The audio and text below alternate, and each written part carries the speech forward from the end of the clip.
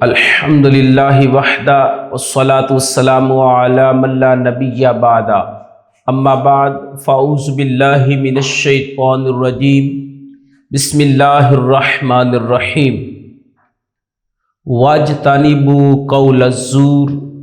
صدق اللہ مولانا العظیم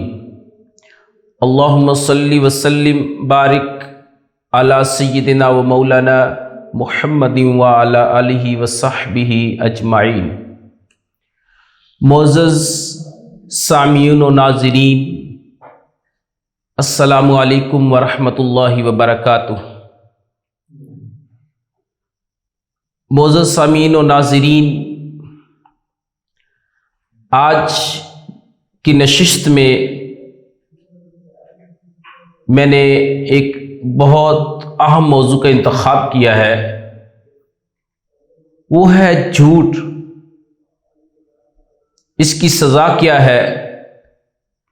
اور جو مذاق میں آج کل جھوٹ بولا جاتا ہے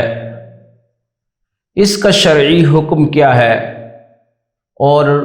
والدین جو بچوں کو اپنی طرف مائل کرنے کے لیے کوئی کام کروانے کی غرض سے، کوئی کام بچوں سے لینے کی غرض سے جھوٹ بولتے ہیں، کوئی انعام کا لالچ دیتے ہیں، اور پھر بعد میں جو کہتے ہیں وہ کرتے نہیں، جو بچے کو کسی چیز دینے کا وعدہ کرتے ہیں وہ نہیں دیتے۔ اس کا شرعی حکم کیا ہے؟ جبکہ ہمارے معاشرے میں اس کو بالکل جھوٹ نہیں سمجھا جا رہا، اس کو مذاق کے طور پہ لوگ لے کر نظر انداز کر دیتے ہیں۔ تو ہمیں عقائد و نظریات وہ رکھنے ہوں گے، فکر وہ اختیار کرنی ہوگی جو ہمیں قرآن و سنت نے عطا کی ہے۔ شریعت نے جو فکر، جو سوچ ہمیں دی ہے، ہمیں اس کو اختیار کرنا ہوگا، نہ کہ اپنے رسم و رواج کو، اپنے آراء کو جو قرآن و سنت کے خلاف ہوں ان کو اہمیت دی جائے، ان کو رواج دیا جائے۔ تو قرآن مجید فرقان حمید میں اللہ رب العزت نے ارشاد فرمایا وَاجْتَنِبُوا قَوْلَ الزُّورِ، فرمایا کہ جھوٹی بات سے پرہیز کیا کرو۔ یہ آیہ مبارکہ سورہ الحج آیت نمبر 30 ہے یہ، اور پھر سورہ آل عمران آیت 61 میں اللہ فرماتا ہے لعنت اللہ علی الکاذبین، فرمایا کہ جھوٹوں پر اللہ کی لعنت ہو۔ یعنی اللہ کی لعنت سے مراد یہ ہے کہ وہ شخص اللہ کی رحمت سے دور کر دیا جائے، اللہ کی بخشش سے، اللہ کی بخشش مغفرت سے وہ بندہ محروم کر دیا جائے۔ اللہ کی لعنت کا یہ معنی ہے کہ وہ کوئی بھی شخص جس کے اوپر اللہ لعنت بھیجتا ہے، تو اللہ کے لعنت بھیجنے کا مطلب یہ ہے کہ اللہ اس شخص کو اپنی رحمت سے دور کر دیتا ہے، مغفرت بخشش سے اللہ محروم کر دیتا ہے۔ تو یہ اللہ کی لعنت کا معنی ہے، مفہوم ہے۔ تو اس آیہ مبارکہ میں سورہ آل عمران کی جو 61 آیہ نمبر ہے، اس میں بتایا کہ جھوٹوں پہ اللہ کی لعنت ہے۔ تو کتنی شدید وعید اس آیہ کے اندر بیان کی گئی ہے، جبکہ ہم لوگ اس کو اہمیت نہیں دیتے، سوچتے نہیں ہیں۔ اور پھر قرآن مجید کی اور آیات بھی ہیں جن میں باقاعدہ ذکر آتا ہے جھوٹ کی سزا کا۔ سورہ المؤمن آیت 28 اللہ رب العزت فرماتا ہے ان اللہ لا یہدی من ہوا مسرف کذاب، فرمایا کہ بے شک اللہ اسے ہدایت نہیں دیتا جو حد سے گزرنے والا سراسر جھوٹا ہو۔ حد سے گزرنے والا وہ شخص ہے جو مسلسل نافرمانی کرتا رہتا ہے، اللہ تعالیٰ کی حدوں کو توڑتا رہتا ہے، شریعت کی دھجیاں اڑاتا رہتا ہے، شرک کے احکامات کو اس و مذاق بنائے رکھتا ہے، تو وہ حد سے گزرنے والے کی کیٹیگری میں آتا ہے۔ تو فرمایا کہ اس کو بھی اللہ ہدایت نہیں دیتا، اس کی سزا کی وجہ سے، جو اس نے دین کو مذاق بنایا، تمسخر کے طور پر اسلام کو سمجھتا رہا، اسلام کو اہمیت نہیں دیتا، اللہ کے احکام کو، نبی صلی اللہ علیہ وسلم کے فرمودات کو اہمیت نہیں دیتا، اپنی من مانی کرتا ہے، اپنے نفسانی خواہشات کا غلام ہے، فرمایا کہ مسرف ہے، وہ حد سے بڑھنے والا ہے، فرمایا کہ اس کو بھی اللہ ہدایت نہیں دیتا، اس کے گناہوں کی سزا کے طور پر۔ پھر فرمایا کذاب، جو انتہائی جھوٹا ہے، اس کو بھی اللہ ہدایت سے محروم کر دیتا ہے۔ یہ سورہ المومن کی آیت نمبر 28 ہے۔ اور پھر اللہ رب العزت ایک اور مقام پہ فرماتا ہے، سورہ الجاسیہ آیت نمبر 7، فرمایا کہ وَيْلٌ لِكُلِّ أَفَّاكٍ أَثِيمٍ، فرمایا کہ ہر بہتان تراشنے والے کذاب، یعنی انتہائی جھوٹے اور بڑے سیاہ کار کے لیے ہلاکت ہے، تباہی ہے۔ اس آیت کے اندر بھی کتنی سخت وعید ہے، جو دو آیتیں بھی پڑھی ہیں، اس کے آیت میں بھی، اس سے جو اوپر ابھی پڑھی میں نے آیت، ان دونوں آیتوں میں بھی کتنی سخت وعید بیان کی گئی جھوٹ کی۔ جو جھوٹا شخص ہے اس کے لیے ہلاکت ہے، تباہی ہے، بربادی ہے، اللہ تعالیٰ نے فرمایا۔ تو یہ 3-4 آیات میں نے پیش کی قرآن مجید سے۔ اب ہم احادیث کی طرف آتے ہیں۔ احادیث کے اندر جھوٹ کی کیا سزا بیان کی گئی ہے؟ حدیث جو ہے یہ جامع ترمذی میں آئی ہے، امام ترمذی نے سنن میں حدیث لی، کتاب البر والصلہ، باب ما جاء فی الصدق والکذب، یہ باب امام ترمذی نے قائم کیا۔ اس کے اندر امام ترمذی حدیث لائے ہیں، عبداللہ بن عمر رضی اللہ تعالیٰ عنہما اس حدیث کو روایت کرتے ہیں کہ نبی کریم صلی اللہ تعالیٰ علیہ وآلہ صحابی بارک وسلم نے ارشاد فرمایا، اذا کذب العبد تباعد عنہ الملک میلا من نتن ما جاء بہ، فرمایا کہ جب بندہ جھوٹ بولتا ہے، اذا کذب العبد، جب بندہ جھوٹ بولتا ہے، تباعد عنہ الملک میلا، تو جو فرشتے کرامن کاتبین ہیں یا دیگر فرشتے ہمارے محافظ ہیں، وہ کیا ہے، 1 میل دور چلے جاتے ہیں جھوٹ بولنے والے سے۔ کس وجہ سے؟ من نتنی ما جاء بہ، جو جھوٹ بولنے کی وجہ سے اس کے منہ سے بدبو آتی ہے، اس بدبو کی وجہ سے 1 میل تک فرشتے اس شخص سے، جھوٹے شخص سے دور چلے جاتے ہیں۔ اس میں دیکھیں کتنی سخت وعید حدیث میں بیان کی گئی ہے کہ جھوٹ بولنے سے اللہ کی جو فرشتے ہیں ان کو کتنی تکلیف ہوتی ہے، کتنی اذیت پہنچتی ہے، کہ وہ جھوٹ بولنے والے کے منہ سے بدبو جو آتی ہے، اس بدبو کے اثرات سے بچنے کے لیے وہ 1 میل دور چلے جاتے ہیں۔ تو یہ باطنی بیماری ہے، باطنی برائی ہے، جو خبائث ہے، یہ ساری برائیوں کی جڑ ہے جھوٹ جو ہے۔ تو اس کا کیا دیکھیں کتنی سخت وعید بیان کی گئی ہے۔ اور جھوٹ پھر ایسا قبیح برا فعل ہے کہ جس کو چھپانے کے لیے ہمیں 100 جھوٹ بولنے پڑتے ہیں، 1000 جھوٹ بولنے پڑتے ہیں، اور بالآخر گناہوں کے باعث انسان پھر دوزخ، جھوٹ گناہ کا راستہ دکھاتا ہے۔ وَإِنَّ الْفُجُورَ يَهْدِي إِلَى النَّارِ، اور گناہ دوزخ کی طرف لے جاتا ہے۔ یعنی اس میں دیکھیں جھوٹ بولنے سے انسان گناہوں کی دلدل میں پھنس جاتا ہے، نیکیوں سے دور ہو جاتا ہے، اس کے دل سیاہ ہونا شروع ہو جاتا ہے، کالے نقطے، سیاہ نقطے اس کے دل پہ لگنا شروع ہو جاتے ہیں، سیاہ دل ہو جاتا ہے اس کا، وہ ہدایت سے محروم ہوتا چلا جاتا ہے شخص۔ جتنا جھوٹ بولتا رہتا ہے کثرت سے، اتنا ہی زیادہ ہدایت سے، اللہ کی رحمت سے دور ہوتا چلا جاتا ہے۔ تو فرمایا یہ گناہوں کا راستہ دکھاتا ہے جھوٹ، اور گناہ کہاں بندے کو لے جاتے ہیں؟ میں یہدی الی النار، وہ بندے کو دوزخ کی طرف لے جاتے ہیں۔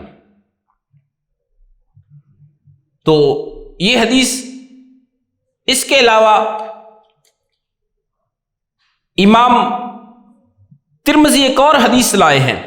کتاب البر والصلہ کے اندر ہی۔ امام ترمذی حدیث لائے ہیں، انس بن مالک رضی اللہ تعالیٰ عنہ حدیث کے راوی ہے کہ نبی کریم صلی اللہ علیہ وآلہ صحابہ بارک وسلم نے فرمایا من ترک الکذب وہو باطل بنی لہ فی ربض الجنہ، فرمایا کہ جو شخص جھوٹ کو باطل سمجھ کر ترک کرے گا، اس کے لیے جنت کے اطراف میں محل تیار کیا جائے گا۔ یعنی اس میں جھوٹ کو ترک کرنے کا فائدہ بتایا گیا ہے، اس کے لیے جنت میں اللہ اس کے لیے محل تیار کرے گا۔ اس شخص کے لیے جھوٹ کو ترک کر دیتا ہے کہ یہ باطل ہے، اس کو باطل سمجھتے ہوئے۔ اور آج جو ہمارے معاشرے میں مزاح کے اندر جھوٹ بولا جاتا ہے، اور از راہ مزاح جھوٹ بولنا ہمارے معاشرے کا ایک المیہ بن چکا ہے، اور جھوٹی باتیں کرنے، جھوٹے واقعات بیان کرنے کہ جو ایک معاشرے کا ٹرینڈ بن چکا ہے، اس کے متعلق کیا حکم ہے؟ اب اس کے بارے میں حدیث امام احمد بن حنبل حدیث لائے ہیں مسند میں، امام ابو داؤد اپنی سنن میں حدیث لائے ہیں کتاب الادب میں،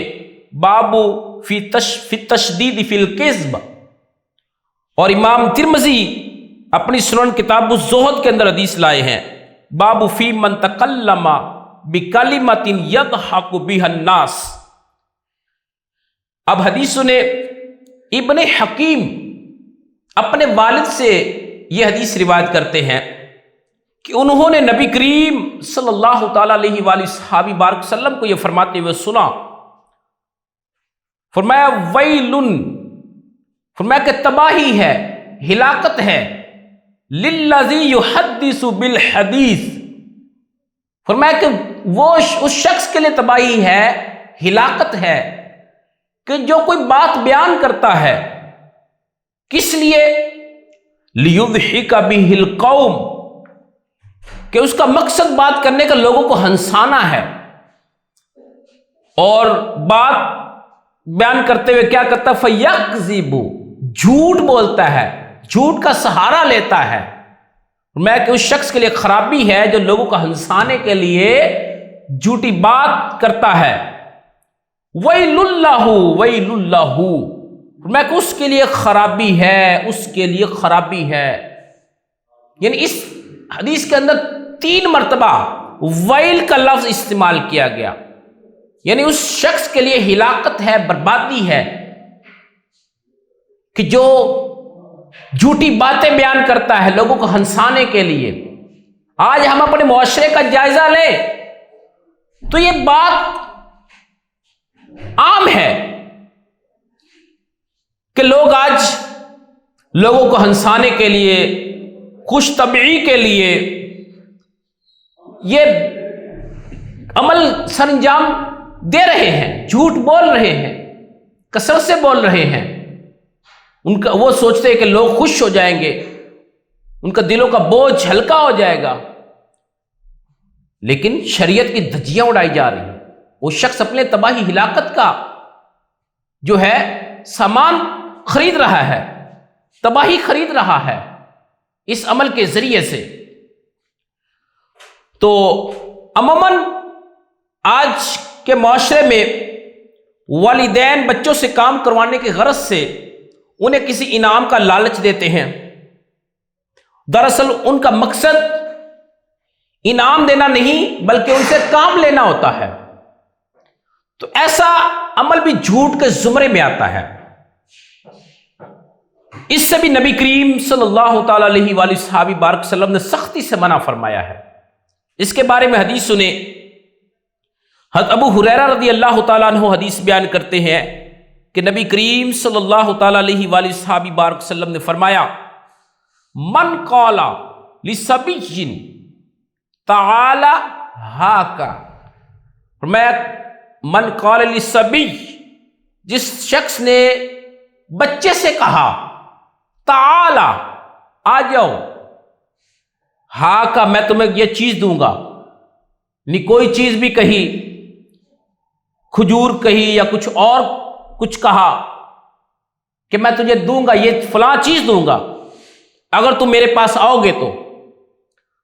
فرمایا کہ ثم لم یؤتہ فہی کذبہ، فرمایا پھر اسے کچھ نہ دیا بچے کو تو میں یہ بھی جھوٹ ہے۔ لیکن یہ اس آج کے اس معاشرے میں اس عمل کو بھی جھوٹ نہیں سمجھا جاتا۔ اب اگلی حدیث، یہ حدیث جو میں نے ابھی پڑھی ہے اس کو امام احمد بن حنبل نے اپنی مسند میں روایت کیا،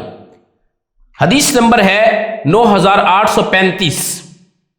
اور اسی حدیث کو پھر امام حیثمی نے مجموع الزوائد میں بھی نقل کیا ہے۔ ایک اور حدیث امام احمد بن حنبل لائے ہیں اپنی مسند میں، حدیث کا نمبر ہے 15740، اور اس کے علاوہ امام ابو داؤد سنن میں لائے کتاب الادب باب فی التشدید فی الکذب، اور امام ابن ابی شیبہ نے مصنف میں لیا 25609 حدیث کا نمبر ہے، امام بہقی نے سنن الکبریٰ میں لیا 20628 حدیث کا نمبر ہے۔ اب یہ حدیث سنے دوسری، عبداللہ بن عامر رضی اللہ تعالیٰ اس حدیث کو روایت کرتے ہیں۔ عبداللہ بن عامر رضی اللہ تعالیٰ کہتے ہیں اتانا رسول اللہ صلی اللہ علیہ وسلم فی بیتنا وانا صبی، عبداللہ بن عامر کہتے ہیں کہ حضور نبی کریم صلی اللہ تعالی علیہ وآلہ صحابہ بارک وسلم ایک دن ہمارے گھر تشریف لائے، وانا صبی، اس وقت میں چھوٹا بچہ تھا، قال فذهبت اخرج لالعب، عبداللہ بن عامر کہتے ہیں کہ میں کھیلنے کے لیے گھر سے باہر جانے لگا، فقالت امی یا عبد اللہ تعالی اعطیک، تو میری والدہ نے جب مجھے دیکھا کہ میں گھر سے باہر جا رہا ہوں تو میری والدہ نے مجھے آواز دی، مجھے بلایا، کہا یا عبد اللہ، اے عبداللہ، تعالی اعطیک، تو میری والدہ نے مجھے آواز دی، بلایا مجھے، کہا ادھر آؤ میں تمہیں کچھ دیتی ہوں۔ فقال لها رسول اللہ صلی اللہ علیہ وسلم وما اردت ان تؤتی، تو نبی کریم صلی اللہ علیہ وسلم نے یہ سن کر میری والدہ ماجدہ سے فرمایا وما اردت ان تؤتی، میں کہ تم اسے کیا دینا چاہتی ہو، اپنے اس بچے کو کیا دینا چاہتی، تمہارا کیا ارادہ ہے اس کو دینے کا؟ قالت اؤتیہ تمرا، تو انہوں نے کہا میں اسے کھجور دوں گی۔ فقال رسول اللہ صلی اللہ علیہ وسلم، عبداللہ بن عامر رضی اللہ تعالیٰ کہتے ہیں کہ نبی کریم صلی اللہ علیہ وسلم نے فرمایا اما انکی لو لم تفعلی کتبت علیکی کذبہ، عبداللہ بن عامر رضی اللہ تعالیٰ بیان کرتے ہیں کہ نبی کریم صلی اللہ علیہ وسلم نے فرمایا اگر تم اسے کچھ نہ دیتی تو تمہارے نامہ اعمال میں ایک جھوٹ لکھ دیا جاتا۔ دیکھیں اس حدیث کے اندر کتنی سخت وعید ہے، جو میں نے حوالے اس کے دے دیے ہیں، امام احمد بن حنبل کی مسند، امام ابو داؤد کی سنن، ابن ابی شیبہ کی مصنف، بہقی کے سنن الکبریٰ، اس کے اندر یہ حدیث بیان کی گئی ہے ان حدیث کی معتبر کتابوں کے اندر۔ دیکھیں یہ بھی برائی بہت عام ہے ہمارے معاشرے کے اندر، آج والدین بچوں کو جھوٹ کی تربیت دے رہے ہیں، اس لحاظ سے کہ جب بچے کو کسی بھی کام سے روکنے کے لیے یا کوئی کام لینے کے لیے بچوں سے وہ اس طرح جھوٹ کا سہارا لیتے ہیں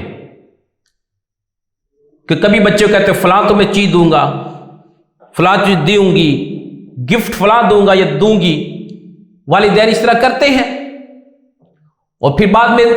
بچے کو وہ چیز نہیں دیتی جس کا وعدہ کرتے ہیں۔ تو یہ ایک وعدہ خلافی کے زمرے میں بھی آتا ہے اور جھوٹ بھی ہے، وعدہ خلافی کے الگ سزا بھی ہے، یہ ایک دوہرا گناہ ہے۔ یہ ایک تو وعدہ خلافی، وعدہ پورا نہ کرنا، دوسرا جھوٹ، اور یہ منافق کی نشانیوں میں سے دو نشانیاں ہیں، جھوٹ بولنا، وعدہ خلافی کرنا۔ یہ دو نفاق کی خصلتیں ہیں، لیکن آج ہم گناہوں کی دلدل میں اتنا پھنس چکے ہیں کہ جو نیکی کا نور ہے، اچھائی کا نور ہے، وہ آج ہم سے چھن چکا ہے، ہم اس سے محروم ہوتے چلے جا رہے ہیں، ہمارے دل سیاہ سے سیاہ ہوتے چلے جا رہے ہیں۔ آج ہمیں کوئی بھی نیک کام کرتے ہوئے لذت نہیں ملتی، سکون نہیں ملتا، جبکہ اللہ کا تو وعدہ ہے کہ نیکی میں، اچھائی میں سرور ہے، سکون ہے، اللہ کی طرف پلٹنے میں، اللہ کی طرف رجوع کرنے میں انسان کو سکون ملتا ہے، یہ قلبی سکون ملتا ہے۔ الا بذکر اللہ تطمئن القلوب، جیسے یہ بہت مشہور آیا قرآن پاک کی کہ خبردار، یعنی اس بات کو غور سے سنو، الا کیا، بذکر اللہ تطمئن القلوب، کہ اللہ کے ذکر سے دلوں کو سکون ملتا ہے، نیکی سے، تقوی کو اختیار کرنے سے، پرہیزگاری کو اختیار کرنے سے، اس سے دلوں کو اطمینان نصیب ہوتا ہے۔ تو آج انسان جو ہے وہ دلی سکون کی تلاش میں مارا مارا پھرتا ہے۔ کوئی شخص یہ سمجھتا ہے کہ اس کو دلی سکون تب ملے گا جب وہ اچھا گھر بنا لے، اچھی کوٹھی بنا لے، محل تیار کر لے، اچھا سا، بہت زیادہ جائیداد کا مالک بن جائے، بہت زیادہ پیسے اس کے پاس آ جائے تو اس کو دلی سکون مل جائے گا، اس کو کوئی حکومت میں عہدہ مل جائے، اس کو لوگ پروٹوکول دیں، عزت دیں، اس کا استقبال کریں، اس کی رسپیکٹ کریں، اس کے نعرے لگائیں، تو لوگ اس چیز کو عزت سمجھتے ہیں، اس چیز کو دلی سکون کا باعث سمجھتے ہیں، لیکن حقیقت میں ان چیزوں میں کچھ بھی نہیں ہے، حقیقت میں دلی سکون ان میں نہیں ہے۔ جو حقیقت میں دلی سکون چیزیں عطا کرتی ہیں ان کی وضاحت قرآن حدیث میں بیان کر دی گئی ہے۔ اگر آپ دلی سکون کے متلاشی ہیں تو ہمیں سب سے پہلے جھوٹ کو چھوڑنا ہوگا، صدق، سچائی کو اپنانا ہوگا، اختیار کرنا ہوگا، کیونکہ جب ہم سچائی کو اپنا لیتے ہیں، جھوٹ کو چھوڑ دیتے ہیں، اس سے کیا ہے، دل ہمارے مطمئن ہو جاتے ہیں، ان کو سکون حاصل تب ہوتا ہے جب انسان جھوٹ کا سہارا چھوڑ دیتا ہے، اچھائی کو اختیار کر لیتا ہے، پھر اللہ تعالیٰ اس کو یہ شان عطا کرتا ہے کہ اس کو پھر دلی سکون اللہ عطا کرتا ہے۔ جب انسان کو دلی سکون مل جاتا ہے یہ سب سے عظیم دولت ہے۔ تو اس حدیث کے اندر جو میں نے پڑھی، بیان کیا گیا ہے کہ جو والدین بچوں سے کوئی کام لینے کی خاطر یا کسی کام سے روکنے کی وجہ سے جھوٹ کا سہارا لیتے ہیں تو ان کی کیا سزا ہے، یہ بھی جھوٹ ہے، اس عمل کو کہا گیا جھوٹ کی سزا کہ یہ دوزخ کی طرف لے جاتا ہے عمل، یہدی فإن الفجور یہدی الی النار، یہ دوزخ کی طرف لے جاتا ہے۔ آگے حدیث ہے، امام مسلم حدیث کو لائے ہیں، امام مسلم لائے ہیں اپنی صحیح کے اندر کتاب الایمان میں حدیث لائے ہیں، حضرت ابو ذر رضی اللہ تعالیٰ سے حدیث روایت ہے کہ نبی کریم صلی اللہ تعالیٰ علیہ وآلہ صحابی بارک وسلم نے فرمایا، ثلاثۃ لا یکلمہم اللہ یوم القیامہ، میں کہ 3 شخصوں سے، 3 آدمیوں سے اللہ تعالیٰ قیامت کے دن بات نہیں کرے گا۔ پہلا المنان، میں کہ ایک وہ شخص ہے المنان جو احسان جتلاتا ہے، الذی لا یعطی شیئا الا منہ، میں کہ وہ کسی کو جو بھی شے کوئی عطا کرتا ہے، کوئی نیکی کسی کے ساتھ کرتا ہے، بھلائی کرتا ہے، اچھائی کرتا ہے، تو اس کا احسان جتلاتا ہے۔ میں کہ اس شخص کے ساتھ بھی اللہ قیامت کے دن بات نہیں کرے گا۔ دوسرا والمنفق سلعتہ بالحلف الفاجر، میں کہ دوسرا وہ جو جھوٹی قسم کھا کر سامان فروخت کرتا ہے، جھوٹی قسم کھا کر سامان فروخت کرتا ہے، اس کے ساتھ بھی اللہ تعالی ہم کلام نہیں ہوگا۔ اور تیسرا والمسبل ازارہ، اور تیسرا وہ شخص جو تکبر کرتے ہوئے اپنے کپڑوں کو ٹخنوں کے نیچے لٹکاتا ہے، میں ان 3 آدمیوں سے اللہ تعالیٰ قیامت کے دن بات نہیں کرے گا۔ الغرض اسلام میں جھوٹ کی سخت مذمت بیان کی گئی ہے، لہذا اس سے ہمیں ہر ممکن بچنا چاہیے۔ تو اللہ تعالیٰ سے دعا ہے کہ اللہ تعالیٰ ہمارے اس حال پہ رحم فرمائے، کرم فرمائے، اور میں اس قبیح برائی سے ہم سب کو محفوظ رکھے، آمین۔ وما علیہ الا البلاغ۔